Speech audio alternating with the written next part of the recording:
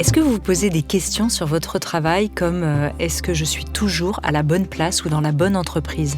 Alors je me suis moi-même posé toutes ces questions. J'ai fait le grand saut il y a plus de 17 ans, changeant de voie et de métier. Et j'ai mis plusieurs années à mettre en place mon changement professionnel. J'aurais aimé à l'époque pouvoir être accompagnée pour y voir plus clair, plus rapidement. Alors c'est pourquoi aujourd'hui je suis heureuse de vous présenter notre partenaire Chance qui propose un parcours de coaching 100% en ligne pour vous aider à construire votre projet professionnel. Avec Chance, vous alternez des exercices d'auto-coaching et des visios avec un coach professionnel choisi sur mesure pour vous aider à renouer avec vos aspirations profondes et vos moteurs. Le petit plus que j'aime et qui change tout, c'est la force de la communauté Chance qui est à vos côtés, prête à échanger, à vous épauler ou à vous ouvrir son réseau. Alors en résumé, un vrai accompagnement sur 12 semaines pour construire le projet pro qui sera en harmonie avec la personne que vous êtes aujourd'hui. Détail non négligeable, le parcours est 100% finançable grâce à votre compte personnel de formation. Alors les amis, c'est le moment de profiter de l'été pour prendre du temps pour vous et de votre avenir. Rendez-vous sur le site chance.co pour faire le point avec un conseiller et préparer votre nouvelle vie pro pour la rentrée.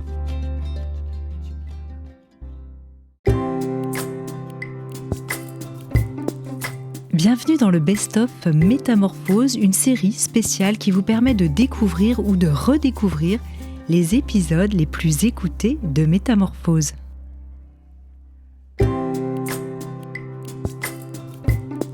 Bienvenue dans la saison 3 du podcast Métamorphose, le podcast qui éveille la conscience. Je suis Anne Guéquière, fondatrice du magazine Féminin Bio, auteure de l'Oracle de la Métamorphose et éditrice de projets engagés pour un nouveau monde. Chaque lundi et jeudi, dès 7h, nous partons ensemble à la découverte d'un sujet lumineux avec une personnalité qui porte une voix d'éveil des consciences. Métamorphose, le podcast qui éveille la conscience. Reflet de notre état de santé, de notre bien-être émotionnel, la peau est un organe vivant dont il faut prendre grand soin. Mais comment traiter les divers maux courants de la peau comme l'eczéma, l'acné, l'herpès et prévenir le vieillissement cutané ou même le psoriasis ? Quel est le lien entre nos émotions et notre peau ? Pour répondre à toutes ces questions, mon invité est un dermatologue, ancien attaché des hôpitaux en dermatologie et chef de clinique en endocrinologie nutrition. Il est l'auteur de nombreux ouvrages en relation avec une approche scientifique de la médecine naturelle, dont cet ouvrage « Soigner sa peau au naturel, mes meilleurs remèdes » et dirige un laboratoire de produits de soins et de compléments alimentaires. Je suis absolument ravie d'accueillir dans Métamorphose le docteur Paul Dupont. Bonjour docteur. Bonjour Anne, merci de m'avoir invité. Avec grande joie. Alors c'est vrai que ce sujet, la peau, comment bien soigner sa peau naturelle, préoccupe un peu tout le monde. Vous êtes dermatologue, ça fait plus de 30 ans que vous travaillez sur ces problématiques. C'est d'abord cette petite question, quel lien peut-on faire entre la peau et nos émotions ? Tout simplement parce qu'elle est le reflet effectivement de notre état d'être, de nos émotions, de nos stress, et elle réagit comme un véritable organe sensoriel qui réagit avec à la fois l'intérieur et l'extérieur de l'organisme. Et donc, on va voir sur la peau se développer parfois des déséquilibres ou des pathologies qui sont souvent liées à des phénomènes de stress mal supportés. Et la plupart de ces maladies de peau, d'ailleurs, sont liées à ça. Elles sont souvent en poussée à cause de problèmes de stress. Et des problèmes de stress qui peuvent être liés à différents facteurs, qu'ils soient externes ou internes. Tout à fait. Ça va être effectivement le stress lié à l'environnement, à commencer par la pollution, mais c'est également un stress que l'on peut se générer soi-même. Je parlerai plutôt d'ailleurs de distress, c'est-à-dire de détresse, de mauvaises réactions à des phénomènes stressants. Quels signes au niveau de la peau peuvent ou même doivent nous alerter, c'est-à-dire être un signal que quelque chose ne tourne pas rond au niveau de certains organes ou du système général ? Alors, c'est vrai qu'il y a souvent des zones de ce qu'on appelle de somatotopie, des zones de projection, notamment au niveau du visage, de nos différents organes. Et selon la topographie des lésions, on peut se dire que tel et tel organe peut être touché. Je prendrai un exemple. Par exemple, la rosacée, qui est un phénomène qui touche en général les pommettes, peut être en relation avec l'estomac. D'autres zones du visage, par exemple les ailes du nez ou entre les sourcils, peuvent être liées à un déséquilibre du pancréas, ou alors les tempes, déséquilibre au niveau du foie. Et parfois, le menton peut être le reflet, notamment chez les acnéiques, de réactions au niveau gynécologique et ovarien. Oui, ça peut être lié, on le sait, chez la femme aussi, Oui. au cycle féminin. Oui, tout à fait, oui. Vous, dans votre pratique, vous avez toujours une pratique en ville, un cabinet, en plus de toutes vos activités. C'est quelque chose auquel vous êtes extrêmement attentif, la relation entre l'état de la peau et l'organe du patient, de faire ces liens. On ne peut pas soigner véritablement la peau si on ne s'occupe pas de l'organe qui a été déséquilibré parallèlement au problème de peau. Et on ne peut pas être que symptomatique. C'est d'ailleurs une erreur souvent qu'on commet, c'est de trop partitionner la médecine en faisant des spécialités qui oublient que le corps humain, c'est une totalité d'organes qui réagissent les uns sur les autres et qui réagissent à nos pensées, à nos émotions. Et donc, il faut absolument s'intéresser au foie, à l'intestin, etc. C'est ce qu'on commence à comprendre aujourd'hui, d'ailleurs. Oui, de plus en plus et fort heureusement. Alors, c'est vrai qu'ensuite, on va passer un peu en revue, quelques problématiques et quelques mots, mais avec des solutions phyto, aroma, homéo adaptées, parce que vous êtes vraiment pointu sur le sujet. Mais avant ça, pour continuer un peu sur les questions générales, qu'est-ce qui favorise une peau en bonne santé? Alors, on imagine qu'évidemment, faire du sport, bien respirer, ne pas avoir trop de stress, ça y participe. Est-ce qu'il y a des conseils peut-être un peu plus précis que vous pourriez nous donner par rapport à ça? Disons que c'est l'hygiène de vie. Oui. On sait très bien que les polluants vont être incriminés en premier lieu, que ce soit les phytosanitaires, tout ce qu'on appelle les xénobiotiques, c'est-à-dire tout ce qui détruit la vie en quelque sorte, qui malheureusement est couramment employé dans l'environnement aujourd'hui. Mais c'est aussi le tabac, c'est aussi l'alcool. Ça, c'est les choses dont on sait que la peau va être affectée, par lesquelles la peau va être affectée. Et ensuite, il y a inversement tout ce qui est positif, qui va améliorer l'état de la peau, à commencer par un bon sommeil, une bonne qualité du sommeil, un apport vitaminique suffisant, ainsi qu'un oligo-élément, des repas équilibrés, et effectivement de l'exercice, parce que c'est le mouvement qui crée l'organe, et c'est sa fonction qui en dépend. Ensuite, il y a aussi le soleil qui est quelque chose de très bénéfique pour la peau, contrairement à ce qu'on fait croire aux gens. Le problème, c'est des mauvais temps d'exposition, mais le soleil par lui-même est essentiel à la vie. Donc voilà, ce sont ces éléments dont il faut tenir compte. Et enfin, la boisson, qui est très importante puisqu'on a besoin d'hydrater la peau, et il faut boire suffisamment dans la journée. Ce sont des règles d'hygiène simples, mais qui, lorsqu'on les respecte, permettent d'avoir une meilleure peau. D'ailleurs, à ce sujet, puisque vous parlez du soleil, vous avez écrit un livre de référence sur la vitamine D qui a été édité chez Marabout. Oui. Et c'est vrai que vous êtes aussi spécialiste du sujet. Vous dites qu'on est presque tous carencés, en fait, finalement, en vitamine D. On peut dire qu'on est carencé en vitamine D, tout simplement parce qu'on n'a pas respecté la façon d'aller au soleil. On donne aux gens des informations parfois qui sont fausses, en leur faisant peur par rapport au soleil, alors qu'en fait, il faudrait y aller sans écran dans certaines heures pour bénéficier de la synthèse de la vitamine D. Alors, quelle est la part de génétique dans ces histoires de peau? Est-ce qu'elle est importante ou finalement pas tant que ça et que l'hygiène de vie globale est prévalente? Oui, enfin, ça fait partie des connaissances des anciens. Bien qu'ils ne connaissaient pas la génétique, ils connaissaient l'hérédité. Et c'est vrai que certaines maladies de peau ont une hérédité, que ce soit l'eczéma, que ce soit le psoriasis, que ce soit même l'acné. On peut même dire en général que toutes les maladies de peau ont une origine quelque part qui est en partie héréditaire, si c'est pas génétique, mais qu'après, le corps va disposer d'éléments pour se guérir lui-même. Et on a d'ailleurs dans ce qu'on appelle une science qui est l'épigénétique, une capacité de l'organisme qui est connue par cette science de se régénérer au niveau des gènes, vous voyez.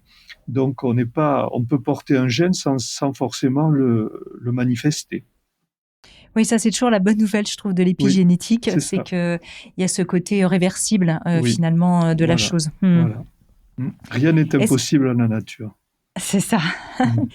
Quelles carences peuvent entraîner quel type de problématique et comment bien savoir pour faire éventuellement un bilan, un peu faire le point pour savoir Alors, où on en est par rapport à ses organes, sa peau? la peau peut être déjà le reflet de certaines carences. Par exemple, si vous avez la peau sèche, vous pouvez manquer ou de vitamine A, ou de calcium, ou de ce qu'on appelle les phospholipides, que l'on trouve notamment dans la lécithine marine. Si vous avez les ongles striés, ça peut être un manque de sélénium. Si vous avez une chute des cheveux trop importante, surtout chez la jeune femme, ça peut être une carence en fer. Vous voyez, on a normalement de visu une façon de faire un diagnostic déjà des carences en oligo-éléments et en vitamines. Une mauvaise cicatrisation de peau, c'est le fait de carences en vitamine E.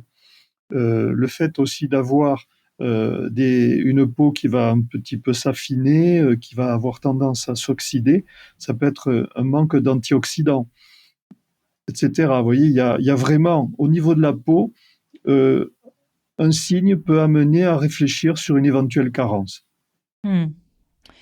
Intéressant. Alors, on va passer directement aux solutions Oui, puisque ça intéresse évidemment nos auditrices et eh nos oui, auditeurs. oui, oui. Vous êtes un grand spécialiste du psoriasis. Vous avez publié aussi chez Erol un livre, un ouvrage dédié à ce sujet. Oui, On fera un podcast particulier sur le psoriasis oui, et je pense que celles et ceux qui en souffrent trouveront vraiment des réponses adaptées. oui, Mais on a dit que dans ce podcast, on allait quand même le traiter un peu plus rapidement. Donc, il y aura un sujet plus oui. approfondi. Et allez, on va commencer par celui-là. Allez, le psoriasis. Alors, très rapidement, oui.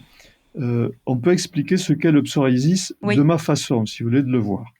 Je considère, si vous voulez, que le psoriasis, qui est connu comme étant un emballement de la fabrication des cellules de peau, est certainement a une cause certainement nutritionnelle. Bien qu'il soit d'origine génétique, cette carence en certains éléments qu'on appelle les phospholipides et que l'on trouve notamment dans la lécithine marine, puisque c'est là qu'ils sont majoritairement présents, c'est cette carence qui pourrait expliquer le psoriasis, parce que lorsque l'on compense par un apport supplémenté de ces phospholipides, on a effectivement un blanchiment progressif au bout de 4 à 6 mois. Et donc, c'est quand même une preuve, en quelque sorte, que le psoriasis, bien qu'héréditaire, puisse être induit par cette carence. Mhm. Combien de personnes sont concernées par le psoriasis? Est-ce que c'est vraiment un mal ou une pathologie fréquente? On a presque 3% de la population qui en est atteint. À cause de ce fort pourcentage, on peut vraiment considérer que c'est une carence induite de génération en génération. Vous voyez, on a un exemple un peu qui rappelle ça, c'est la carence en iode qui est à l'origine de nodules thyroïdiens Oui. et qui peut se perpétuer de génération en génération avec une plus forte susceptibilité de la glande à recevoir les influences de la TSH sous la forme de nodules, vous voyez. Et Oui. ben pour le psoriasis, ça pourrait être la même chose, c'est-à-dire que des carences chroniques de certains nutriments ont induit de génération en génération un phénomène de dépendance et certainement de carence avec des signes cutanés qui sont ceux du psoriasis. Est-ce que vous, qui êtes dermatologue depuis maintenant quand même un certain nombre d'années, voyez que c'est un problème qui s'est aggravé aujourd'hui avec aussi des facteurs externes Oui, ou finalement c'est assez oui. stable? Non, il y en a de plus en plus. Pourquoi? Parce que le psoriasis, comme les autres maladies de peau, réagit énormément au stress. Et en général, lorsque l'on interroge les patients, on s'aperçoit que le départ de la pathologie a fait suite à un stress important. En général, c'est un deuil ou une rupture, une séparation. Et là, c'est ce qui déclenche la pathologie et ce qui prouve bien qu'il y a un lien avec le moral. Avec la partie, la psyché, Oui, l'aspect émotionnel. tout à fait. Quel est son lien avec l'eczéma, qui serait un peu son cousin?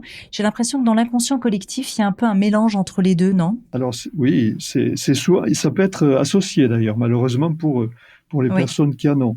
Mais là aussi, il y a une carence nutritionnelle puisque on a montré que pour des raisons héréditaires, certains enzymes capables de rendre à la peau son hydratation peuvent être absents. Ce sont ce qu'on appelle des désaturases qui permettent aux acides gras d'être intégrés dans la peau. Et donc, dans l'eczéma, il va y avoir ces carences et donc une plus forte susceptibilité si la personne n'a pas absorbé suffisamment de ce bon gras, hein, ce sont des acides gras, essentielles. Ce sont les vitamines qu'on appelait autrefois vitamine F. Et ce sont ces vitamines qui vont régénérer les barrières de l'épiderme. Et dans l'eczéma, le problème majeur, c'est pas tant l'allergie qui va survenir dans un deuxième temps, mais plutôt la faiblesse des barrières. Vous voyez, Oui. le fait d'avoir une paroi intestinale, une peau qui ne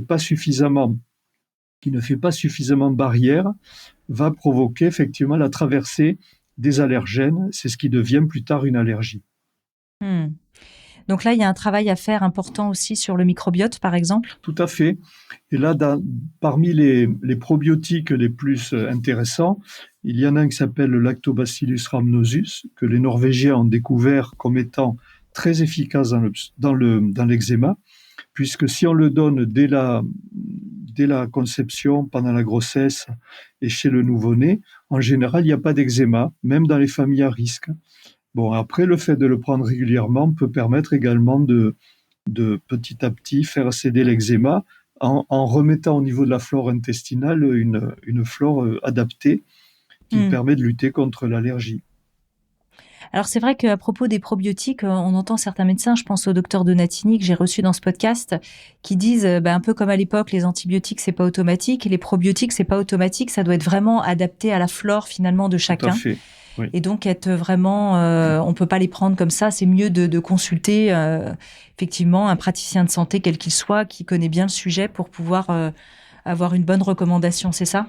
Oui, tout à fait. D'autant plus que il faut pas oublier que la flore, le microbiote intestinal, c'est une masse de bacilles plus nombreux que l'ensemble de nos cellules. Donc, il faut bien penser que chacun a son rôle. Et donc, pathologie par pathologie, on aura plutôt tendance à privilégier tel ou tel hôte pour que dans l'intestin, il y ait un rééquilibrage. Et encore une fois, dans l'eczéma, c'est celui dont j'ai parlé qui a, à mon avis, le plus d'intérêt. Alors, dans le cas de l'eczéma, il y a plusieurs types. Cette maladie de peau est l'une des plus fréquentes. Près de 20% des enfants et 10% des adultes en sont affectés. Voilà, elle entre dans le cadre des maladies allergiques de peau qui sont non contagieuses. Il y a différents types d'eczéma. Le plus connu est l'eczéma atopique, c'est ça ? Oui, tout à fait. C'est celui dont je viens de parler précédemment, c'est-à-dire c'est la cause, c'est la peau sèche, quoi, si vous voulez mieux. C'est le manque d'hydratation des barrières. Et là, c'est ce que je recommande en général, c'est de prendre de l'huile d'onagre, et si possible qu'elle soit bio, parce que là aussi, quand même, il vaut mieux privilégier le bio. Tout à fait. Et si possible, qu'elle soit associée avec de la vitamine E, qui a l'aspect cicatrisant, vous voyez. Et donc, pris par voie orale, les cures d'huile d'onagre ont un effet très favorable sur l'atopie, en les associant avec le probiotique dont j'ai parlé, le rhamnosus. D'accord. Ça, vous le conseillez aussi. Alors moi, je dis, je fais une petite aparté personnelle. J'ai eu la chance de vous rencontrer alors que ma fille était très petite et qu'elle souffrait d'un eczéma très important. Et on l'a soignée grâce à vos bons remèdes. Et d'ailleurs, je vous en remercie pour ça. Mais est-ce qu'on peut donner pour nos auditeurs à des tout petits, effectivement, ou à des jeunes enfants ? Et sous quelle forme, en fait on ouvre simplement des capsules, c'est ça ? Les deux produits que j'ai cités, oui. Il y en a un qui s'appelle Exebiophilus. C'est disons, c'est un nom de marque, mais c'est celui qui contient le rhamnosus. Et on peut le donner dès le plus jeune âge, oui. Oui, parce que, bien sûr, on le met dans un support, soit un petit peu d'eau, soit dans un biberon. Et en principe, associé à l'huile d'onagre, c'est quelque chose qui va, au bout de quelques mois, vraiment améliorer l'état cutané. Il faut être patient, par contre. Il faut le faire un certain temps. Il faut bien compter 4 à 6 mois. D'accord. Voilà. Qu'est-ce qu'on peut faire si on est dans une crise d'eczéma et qu'on a besoin de soulager un enfant, un adulte et qu'on se gratte énormément et que ça devient de plus en plus purulent ? Alors, est-ce qu'il y a des solutions, encore une fois, qui soient intéressantes ? Moi, je préfère le traitement étiologique que symptomatique, c'est-à-dire éviter, si vous voulez, des choses qui bloquent l'eczéma pour ensuite l'aggraver finalement. Parce qu'il faut comprendre une chose, c'est que les maladies de peau, c'est un peu comme la rétention d'une eau derrière un barrage. Si vous bloquez le phénomène, vous le renforcez. Et c'est une chose que la médecine ne comprend pas très bien, pourtant elle devrait le savoir, c'est que quand on traite un symptôme, on renforce le mal. Si on ne traite pas sa cause. Et donc il faut toujours traiter la cause. Mais une fois qu'on a traité, disons, la cause, il faut aussi faire amender le symptôme quand même. Et donc, pour les maladies de peau telles que l'eczéma, on peut avoir tendance à utiliser différentes plantes. Moi, je pense en particulier à la nigelle, le cumin noir, qui est assez intéressant. Mhm. Je pense, parce que c'est un antihistaminique pris par voie orale ou locale. Vous avez quelque chose qui est pas connu, mais qui vient d'être plus ou moins découvert. Pas connu chez nous, hein, mais au Japon, ils le connaissent. C'est le muguet japonais, qu'on appelle Ophiopogon, qui a des vertus également anti-eczéma. Après, vous avez certaines eaux florales, comme l'eau de fleur d'oranger, qui est très apaisante. Vous avez recours aussi parfois à des liniments. Le terme liniment, tout le monde connaît un liniment pour bébé.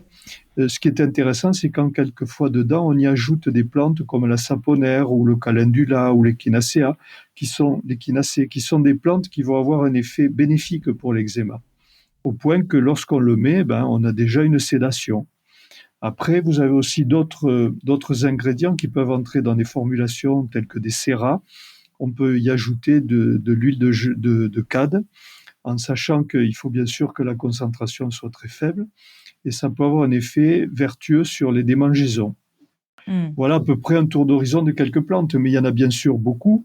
Et après, c'est au choix du dermatologue qui connaît, j'espère, celui qui connaît la phytothérapie tout au moins, de faire son choix et de faire ses préparations, si tant est qu'il ne trouve pas à la pharmacie ce dont il a besoin.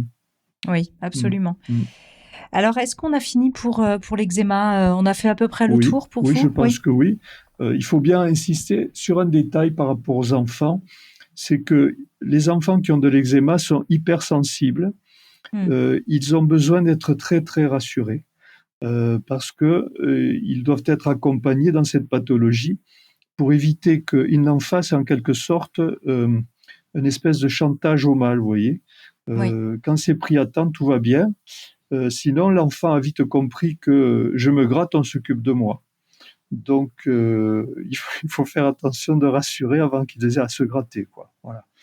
Alors justement, puisque vous parlez de ça, j'avais cette question qui m'avait échappé, qui m'est revenue en vous entendant parler. Oui. On dit souvent que l'eczéma, quand il s'arrête, il peut se transformer parfois en asthme plus tard, adulte. Tout à fait. Parce que les immunoglobulines, c'est les IgE qui sont à l'origine des poussées d'histamine et ensuite du déclenchement des lésions de peau. Si on les bloque à un endroit, elles vont aller ailleurs. Donc, on va les retrouver au niveau des bronches. Et là, c'est pas mieux parce que l'asthme, c'est quand même plus dangereux que l'eczéma. Et donc, c'est pour ça que tout à l'heure, je disais qu'il faut éviter de traiter simplement en bloquant, mais qu'il faut traiter en traitant l'intérieur, la cause, comme on l'a dit tout à l'heure.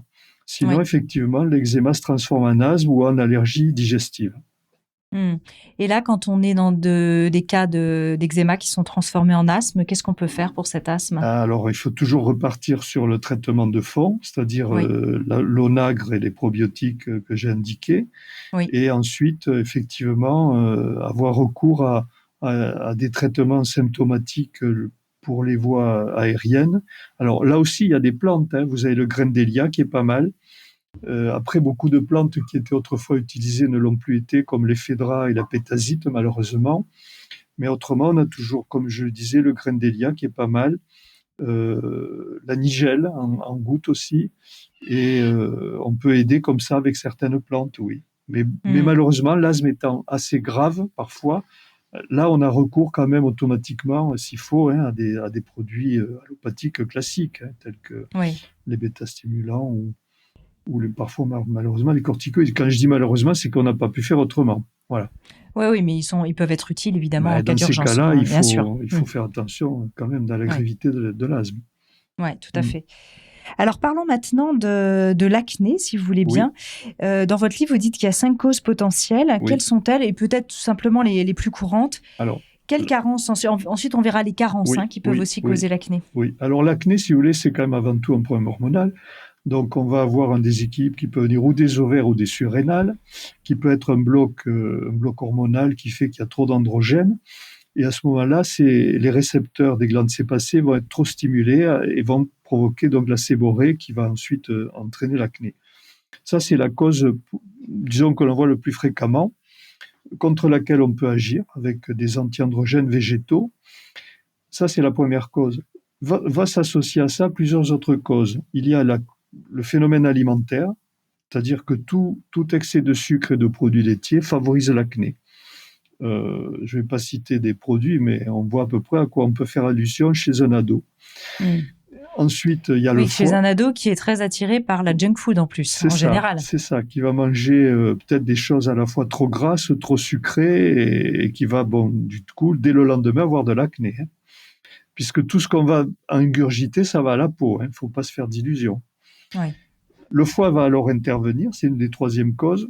Si le foie est surchargé, justement, par tous ces produits... je ne vais pas dire frelatés, mais ces produits dénaturés, dénaturés et qui sont toxiques en fait pour l'organisme. Le foie, c'est un organe de triage et une usine d'incinération. S'il n'arrive pas à incinérer les ordures, ça va à la peau, quoi. Voilà, donc c'est une bonne image. Il cherche un autre lieu pour stocker les détritus, quoi. Voilà, il détritue, il met dans la peau. Si les ados qui entendent ça, ils vont comprendre. Oui, ça donne très envie tout de suite. Voilà. C'est bien, c'est parfait d'utiliser cette image. Non, mais j'exagère exprès, mais bon. Mais c'est parfait, oui. Voilà. Alors, c'est vrai que là, on peut avoir utilité de prendre du soufre, par contre. Parce que le foie a besoin, dans son usine d'épuration, de soufre pour détoxifier, pour brûler les déchets. Et moi, je conseille souvent aux gens des mélanges à base de radis noir, de réfort et de cresson.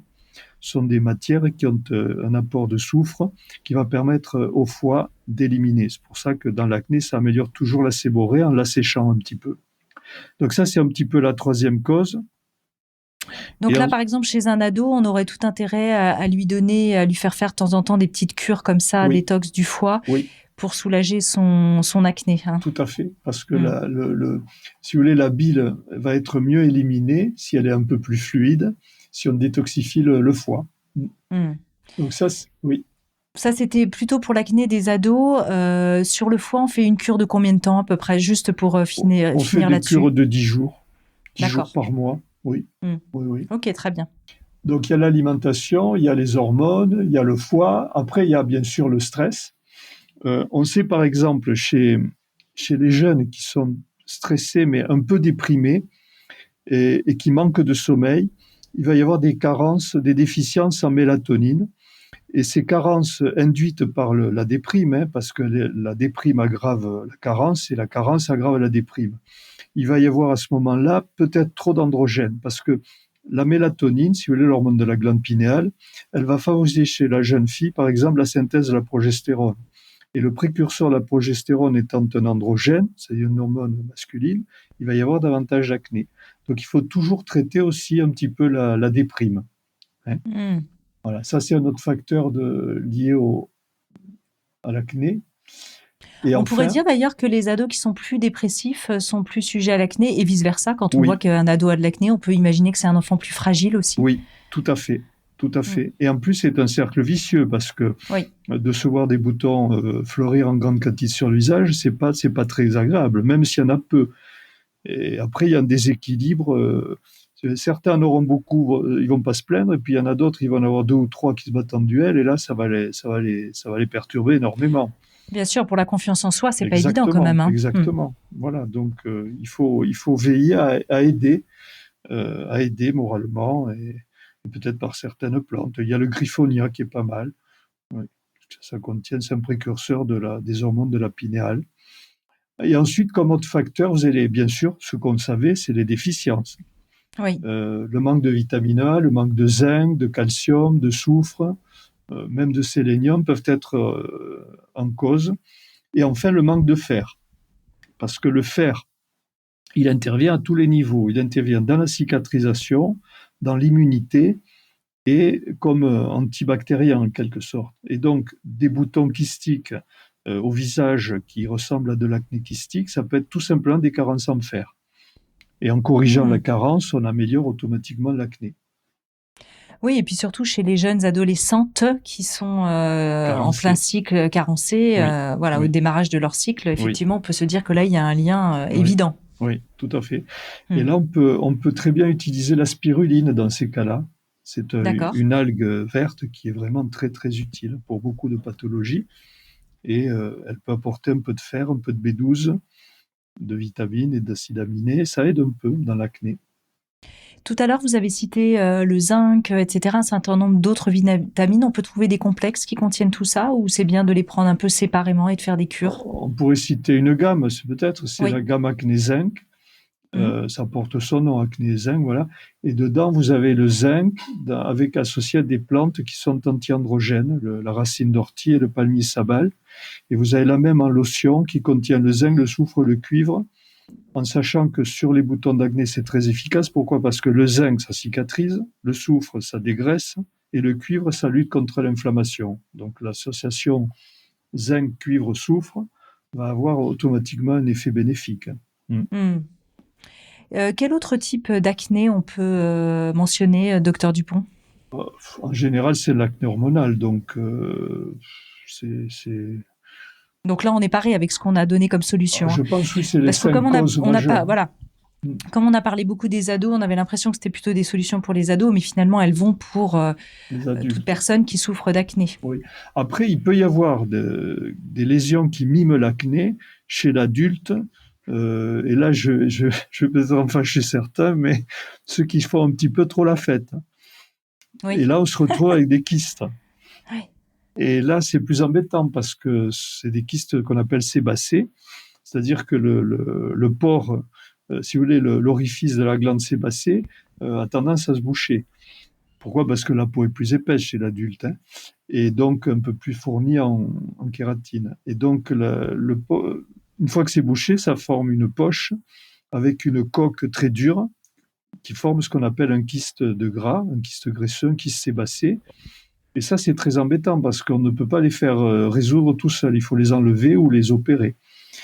Et donc, souvent, on remarque chez l'adulte qui aime bien faire la fête, quand je dis faire la fête, ça veut dire boire un peu trop le week-end, se coucher tard et fumer.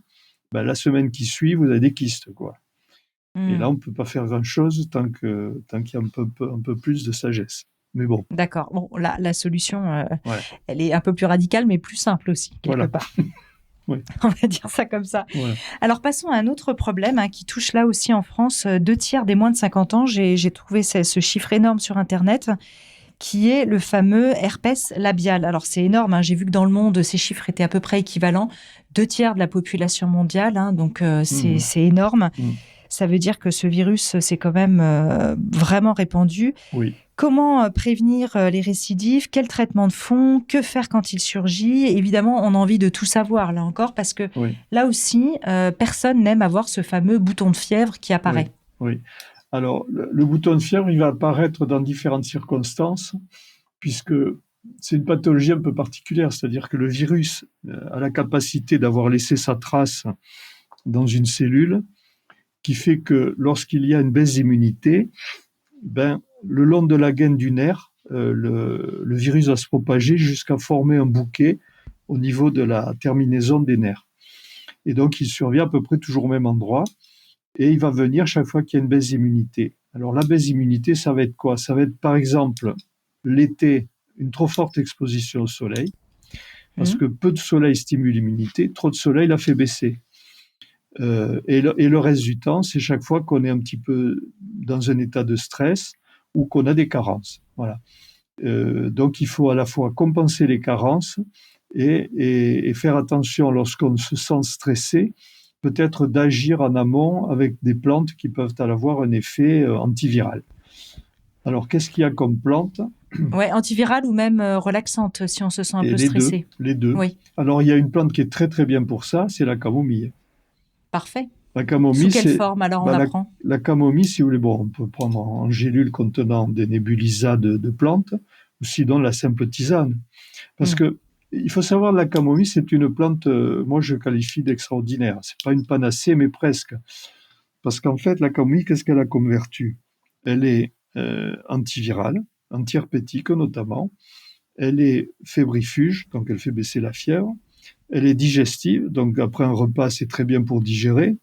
Elle est antalgique, et donc dans l'herpès, on sait que quand même ça brûle un peu. Oui. Et vous voyez, elle a toutes ses vertus. Moi, j'appelle la camomille un peu le paracétamol de la plante équivalente, parce qu'elle peut traiter tout ce que le paracétamol pourrait soigner. Elle est à la fois, même pour le mal de tête.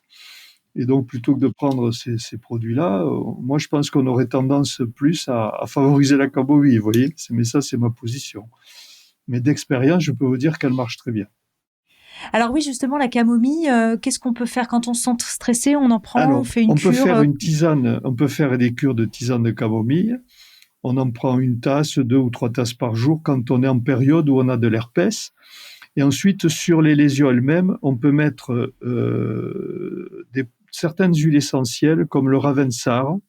Alors, il y a deux Pas le Ravensara. Ravinsara, hein. Oui, il y en a 2. Oui, c'est Il y ça. a le Ravinsara, Voilà, c'est qui pas est un celui-là. laurier, Oui. et il y a le Ravensara, Vensare, qui lui est, qu'on appelle aussi Agatophyllum, qui est aussi une autre plante de Madagascar, et les deux sont antiviraux. Je pense qu'on a tendance à privilégier l'un par rapport à l'autre, mais d'expérience, je peux vous dire que les deux sont à peu près assez efficaces sur l'herpès. Ce sont des plantes qui sont bien tolérées, elles sont très faiblement allergisantes. Bon, on peut l'utiliser éventuellement pure. Sinon, on la dilue, par exemple, dans de l'huile de millepertuis, qui a des vertus cicatrisantes, comme pour traiter les brûlures. Donc là, c'est en application locale, hein. En application locale. Pris au début, quand on sent la chaleur de l'herpès qui arrive, on peut très bien appliquer cela. Sinon, et ça peut stopper la progression? Alors, ça le fait si on le prend au tout début.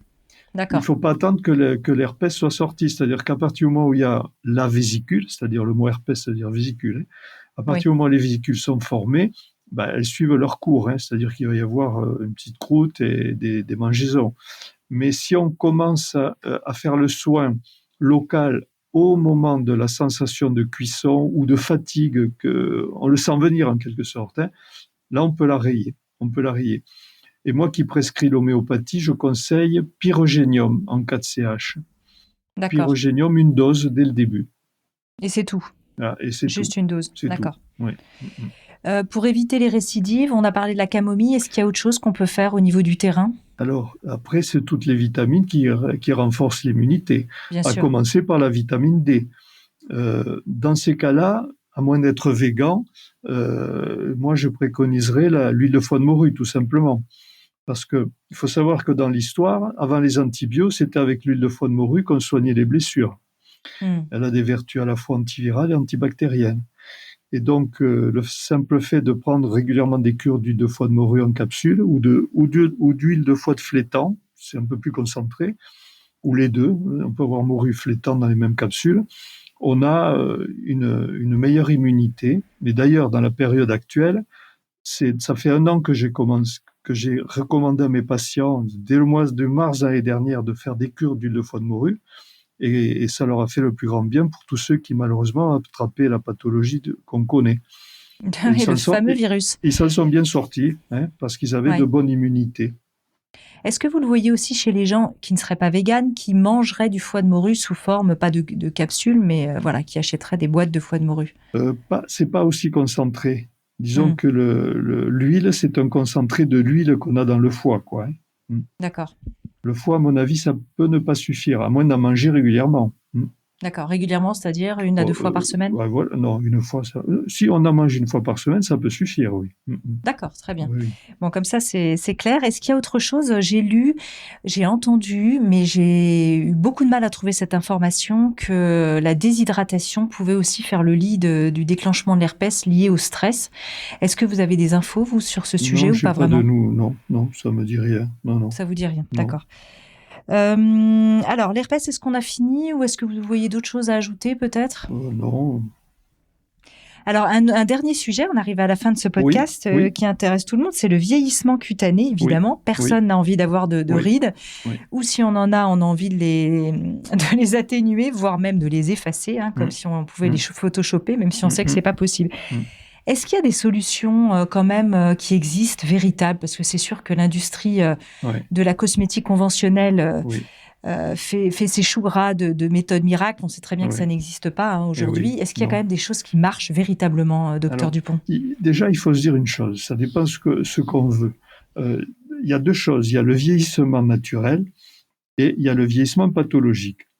Ce que j'appelle moi le vieillissement pathologique, ce sont des symptômes qui apparaissent un peu prématurément et qui peuvent traduire un état d'oxydation et de dégénérescence du corps. Cet état-là s'associe, c'est ce qu'on appelle l'héliodermie. Ça associe plusieurs signes qui sont les taches achromiques, les taches kératosiques et les taches mélanodermiques et l'affinement de la peau. Là, d'un seul coup, c'est le dermato qui parle avec tous ces termes-là. Alors, non, mais je vais les expliquer. Bien sûr. Alors, les taches achromiques sont des petites taches blanches qu'on peut voir apparaître sur les avant-bras ou les crêtes tibiales. Plus il y en a, plus il y a un taux d'oxydation de l'organisme. Les taches mélanodermiques, c'est les petites taches sombres qu'on appelle taches de vieillesse, mais qui peuvent apparaître à tous les âges. L'affinement de la peau, tout le monde peut en juger. Il suffit de tirer sur le pli cutané, on voit si la peau est plus fine ou pas. Et enfin, les kératoses, c'est des zones du visage qui parfois deviennent rugueuses et croûteuses et qui cicatrisent mal. Ça, c'est un état pathologique. C'est ce qu'on appelle l'héliodermie. Alors, héliodermie, le soleil a bon dos. C'est pas le soleil lui-même, c'est la pollution en général qui en est la cause. Et donc ça doit se prévenir par des cures régulières de vitamine E, de vitamine A, de vitamine C. Ce sont les 3 vitamines majeures qui luttent contre ce phénomène. On peut les trouver dans des compléments, à condition que les compléments soient naturels. C'est-à-dire, j'insiste sur un fait, c'est que si vous prenez un complément qui est synthétique, vous n'aurez pas forcément l'effet du naturel parce qu'il n'y aura pas l'énergie dedans qui est dans le naturel organique. Oui. Donc, il faut choisir des ingrédients comme, je sais pas moi, le cynorhodon pour la vitamine C, la carotte pour la vitamine A, etc. Des choses qui soient naturelles. Donc, ça, c'est pour le vieillissement pathologique. Et en face de ça, vous avez le vieillissement naturel. Un vieillissement naturel qui peut être, bien sûr, plus ou moins rapide et qu'on essaie de ralentir. Donc ça, c'est les rides, effectivement. Les rides, c'est une perte de contact, si vous voulez, entre le derme profond et l'épiderme, tout simplement parce qu'on perd petit à petit, d'abord de la silice et ensuite de l'acide hyaluronique. À partir de 40 ans, la silice commence à moins se rester fixée sur la trame conjonctive et l'acide hyaluronique commence à manquer. Alors, quelles sont les solutions ? Plutôt que de se faire injecter des produits, il vaut mieux peut-être utiliser des crèmes qui contiennent non pas l'acide hyaluronique, ou tout au moins, si c'est le cas, un acide hyaluronique de bas grade, c'est-à-dire qui peut bien pénétrer, ou les précurseurs de cet acide hyaluronique, qui sont souvent des extraits qu'on prend dans les tissus de produits marins, comme les algues, vous voyez. D'accord. Et on peut très bien trouver des formules, effectivement. Je ne sais pas si je dois en citer, mais on peut trouver peut-être par voie interne, c'est ça ? Là, vous parliez de la voie interne ou de la voie externe ? Par voie externe, là. Là, je parle par voie externe. Parce que par voie interne, c'est plus compliqué. À moins de prendre les oligoéléments, par exemple de la silice qui soit d'origine végétale, ou alors, par exemple, des produits que tout le monde n'aime pas, mais par exemple le cartilage de raie de requin, vous voyez, mais malheureusement, ce sont des ressources, tout ça, qui ne sont pas forcément acceptables pour tout le monde. Sinon, vous avez un produit qui est extraordinaire, dont je n'ai pas parlé, j'aurais peut-être dû le dire avant, mais c'est le krill. L'huile de krill, ça contient à peu près tout, c'est-à-dire c'est le plus puissant antioxydant qu'on connaisse. Dedans, il y a des phospholipides, donc ça va avoir un effet pour réparer les membranes, et il y a les oméga 3. Donc, si vous voulez, c'est un anti-vieillissement naturel. Alors, le krill, pour préciser, c'est une petite crevette, c'est ça ? Le krill, c'est la crevette polaire. Alors, il faut faire attention parce qu'il y a huile de krill et huile de krill. Il faut qu'il y ait le label NKO qui traduit, si vous voulez, une qualité à la fois de matière première et de la pêche durable. Parce que, malheureusement, certains font de la pêche à outrance et ça crée un déséquilibre des ressources halieutiques. Voilà, donc, moi, dans ce que nous faisons, on travaille avec des Norvégiens qui ont une pêcherie durable contre l'AVE et le VVF, vous voyez, par exemple. Mais le krill est extraordinaire. Oui. Est-ce qu'on a une alternative végétale pour les véganes ? Alors, c'est en cours de développement. Bien sûr, il y a la vitamine E, ça c'est la première des choses à favoriser. Il y a des recherches qui sont faites à partir des pigments. De toute façon, la spiruline, c'est extraordinaire aussi, parce que vous avez dedans ce qu'on appelle la phycocyanine, qui est un peu l'équivalent verte du krill qui est rouge.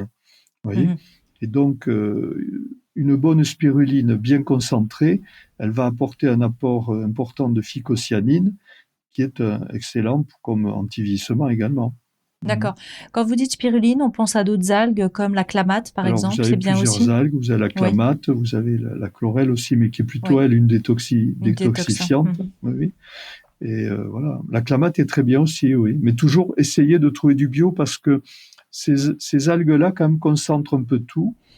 Et il faut faire attention à l'origine parce qu'elles peuvent concentrer des produits toxiques aussi. Donc on reste vigilant toujours, mais ça on ne le redira jamais assez. Bio et des produits naturels, des laboratoires qu'on connaît très bien. Docteur Paul Dupont, merci infiniment. Je rappelle qu'on peut retrouver votre livre « Soigner sa peau naturelle » aux éditions Erol pour un état des lieux de la peau et des cosmétiques, 50 maladies de peau expliquées avec ses remèdes détaillés. Un livre complet, on l'a dit, sur le psoriasis. Et aussi, on peut vous retrouver sur le site de votre laboratoire avec des solutions naturelles. oemine-nature.com. oemine-nature.com. Merci infiniment, docteur. Merci Anne, merci beaucoup pour avoir pensé à m'inviter. Merci. Découvrez mes invités en avant-première sur Instagram à l'adresse Métamorphose Podcast. Si vous aimez ce podcast, favorisez sa diffusion en lui donnant 5 étoiles sur Apple Podcast ou sur votre plateforme de podcast préférée. Et surtout, abonnez-vous pour suivre tous les épisodes gratuitement. Métamorphose, le podcast qui éveille la conscience.